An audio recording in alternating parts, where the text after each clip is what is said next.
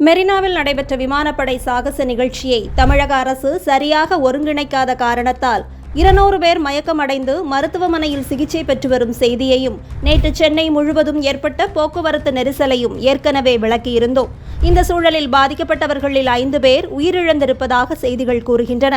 இந்த மரணத்திற்கு தமிழக அரசே முழு பொறுப்பு என்று மக்கள் குற்றம் சாட்டி வருகின்றனர். பிரம்மாண்டமான ஒரு நிகழ்வை ஒருங்கிணைக்கும் திறன் இல்லை என்றால் இந்த நிகழ்ச்சி நடைபெறுவதற்கு ஒத்துக்கொண்டது ஏன்? கார் ரேஸிற்கும் முதல்வரின் சுற்றுலாவிற்கும் ஆயிரக்கணக்கில் காவல்துறையினர் இணைந்து பணியாற்றிய போது இந்த மக்கள் நிகழ்வை கைவிட்டது ஏன் என்ற கேள்விகளுக்கு அரசு பதிலளிக்க வேண்டும். இந்த நிலையில் இவ்வளவு கூட்டத்திற்கு இடையே உங்களை போகச் சொன்னது யார்? போகும்போது தண்ணீர் கொண்டு போக தெரியாதா என்று மிக கேவலமாக முட்டுக் கொடுத்து வரும் 200 ரூபாய் அடிமைகளை திமுக கட்டுக்குள் வைக்க வேண்டும். இல்லையென்றால் அவர்களது வாயே திமுகவிற்கு அழிவை தரும் என்பதில் மாற்று கருத்து இல்லை. இந்த நிலையில் சென்னை மெட்ரோவின் 2ஆம் கட்ட திட்டத்திற்கு மத்திய அரசு நிதி வழங்கவில்லை என்று ஊரெல்லாம் கூப்பாடு போட்டு அந்த திட்டப்பணிகளை கிடப்பில் போட்டதற்காக சாக்குப்போக்கு கூறியது திமுக.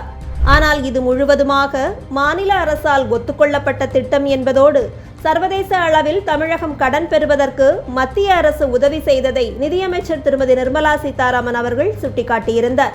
மேலும் மெட்ரோவின் 2ஆம் கட்ட பணிகளுக்கு விதிமுறைகளுக்கு உட்பட்டே நிதி ஒதுக்கீடு செய்ய முடியும் எனவும் அவர் கூறியிருந்த நிலையில் திமுகவின் போலி பிரச்சாரத்தை சுட்டிக்காட்டி பிரதமர் இந்த விவகாரத்தில் தலையிட வேண்டும் என்று திரு அண்ணாமலை அவர்கள் கடிதம் எழுதியிருந்தார். அந்த நிலையில்தான் தற்போது மெட்ரோவின் 2ஆம் கட்ட பணிகளுக்காக சுமார் 63,000 கோடி ரூபாய் ஒதுக்கீடு செய்வதற்கு மத்திய அமைச்சரவை ஒப்புதல் அளித்தது.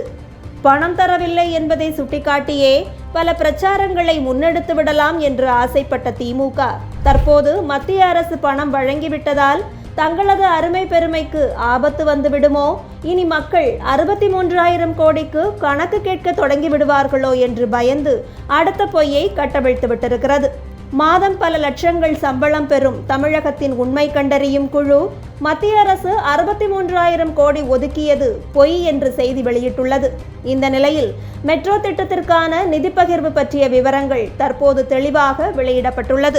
அமைச்சரவை ஒப்புதலின் மூலமாக மெட்ரோ ரயில் 2ஆம் கட்டத்திற்கான மதிப்பீட்டு செலவில் 65% நிதி வழங்கப்படும். நிதி உதவியில் 33,593 கோடிக்கான கடனும் சார்நிலை கடனான 7,425 கோடியும் அடங்கும். எஞ்சியிருக்கும் 35% மதிப்பீட்டு செலவிற்கு மாநில அரசு நிதி உதவி செய்யும். பன்னாட்டு முகமைகளிடமிருந்து பெறும் கடன்கள் மத்திய அரசின் கடனாக கருதியே பட்ஜெட்டிலிருந்து நேரடியாக வழங்கப்படும். கடனை திருப்பிச் செலுத்தும் பொறுப்பு CMRL நிறுவனத்தை சார்ந்தது என்று சென்னை மெட்ரோ ரயில் திட்டம் குறித்து மத்திய அரசு தெளிவான விளக்கம் அளித்திருக்கிறது. இதுபோன்ற தகவல்களை எல்லாம் தமிழக மக்கள் சரியாக புரிந்து கொண்டு திராவிட வெங்காயத்தின் ஒன்றுமற்ற தன்மையை உணர்ந்து கொள்ள வேண்டும். இதுபோலவே தலித் மக்களின் பாதுகாவலர் என்று தன்னைத்தானே முன்னிறுத்தி கொள்ளும் திரு திருமாவளவன் அவர்கள் அருந்ததியினர் உள்ஒதுக்கீட்டை மட்டும் தொடர்ந்து எதிர்த்து வருகிறார். அருந்ததியருக்கு உள்ஒதுக்கீடு அளிக்கும் தமிழ்நாடு அரசின் சட்டம் செல்லுபடியாகும் என்றும் பட்டியல் பிரிவு மற்றும் பட்டியல் பழங்குடியினருக்கு உள்ஒதுக்கீட்டை மாநில அரசு அளிக்கலாம் என்றும் உச்சநீதிமன்றம் தீர்ப்பு வழங்கியது. ஆனால் இந்த தீர்ப்பை மறு ஆய்வு செய்யக்கூறி விடுதலை சிறுத்தைகள் கட்சியின் தலைவர் திரு திருமாவளவன் மறு ஆய்வு மனுவை உச்சநீதிமன்றத்தில் தாக்கல் செய்திருந்தார். தனது மனுவில் உச்சநீதிமன்றம் வழங்கிய தீர்ப்பின் மூலமாக அரசியலமைப்பு சாசனம் கொடுத்திருக்கும் அடிப்படை உரிமைகள் தவறாக பயன்படுத்தப்பட்டிருப்பதாகவும் இடஒதுக்கீட்டை உறுதி செய்யும் அரசியலமைப்பு சாசனத்தின் வரையறைக்கு இந்த தீர்ப்பு எதிராக உள்ளதாகவும் கூறியிருந்தார். உள்ஒதுக்கீடு என்பது மக்கள் தொகையின் அடிப்படையில்தான் வழங்கப்பட வேண்டும் என்றும் உள்ஒதுக்கீடிற்கான வரம்பை நிர்ணயிப்பதற்கு தீர்ப்பில் நீதிபதிகள் தவறு இருப்பதாகவும் தெரிவித்திருந்தார்.